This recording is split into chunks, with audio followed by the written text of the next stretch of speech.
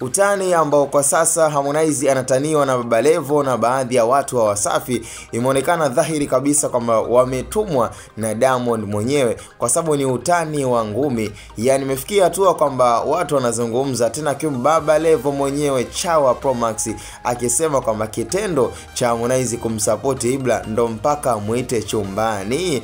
Bwana, umekuwa ni kama utani lakini unaoendana kweli, na kiuhalisia Harmonize kumsupport Ibra kweli ndo mpaka muite chumbani usiku. Ilikuwa ni issue fulani hivi na nikaushamba fulani hivi ambako nafikiri kila mmoja amekachukulia in a negative way, kwa sababu kila mmoja alikuwa na mheshimu sana na kuamini kwamba Harmonize ni moja ya mtu ambaye anazingatia dini, kwa sababu kitendo alichotaka kumfanyia Ibra ni kitendo ambacho hata kwa dini yake yenyewe ya Kiislamu hakikubaliani nacho. So ni issue ambayo nafikiri pia kwa wasanii kumekuwa na skendo za wasanii wengi sana kujihusisha na mapenzi ya jinsia moja, na swala zima la ushoga kwa sasa yani umekuwa ni moja ya muendelezo ambao unatisha zaidi katika dunia yetu ya sasa, yani wanawake kwa wanawake, wanaume kwa wanaume. Kwa ni issue ambayo nafikiri Harmonize pia inabidi ajitafakari sana, kwa sababu imeweza kumpunguzia mashabiki wengi. Kuna watu ambao walikuwa wanamkubali na kumpenda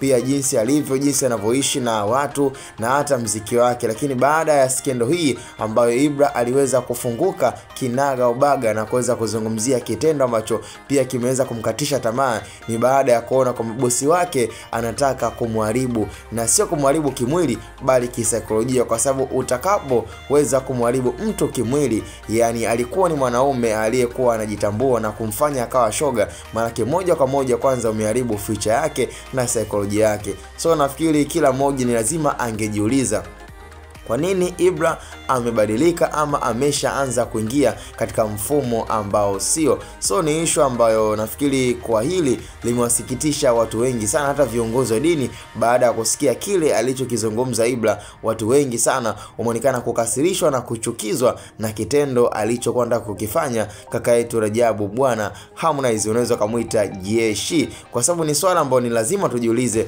kwani yeye kipindi anasapotiwa na Diamond, je, aliingiza chumbani? Yani walimuingiza chumbani na kumfanyia vitendo ambavyo sivyo. Kwa nini na yeye aweze kuwa na kama ile repay ama kutaka kufanya revenge ya yeye kuweza kumfanyia Ibra? Ni lazima tujiulize kwamba Diamond kwani alishawahi kumuingiza chumbani na kutaka kumfanyia vitu vibaya? So kwa nini aweze kuwa na uhuru na aweze kujiamini kutaka kumfanyia mdogo wake Ibra, ambaye bila shaka nafikiri kila moja hajaamini kile kinachozungumzwa kwa sasa baada ya ukaribu na jinsi walivyoweza kuishi kwa muda mrefu. Hii ni Hatboy Media, tukutane kwenye comment.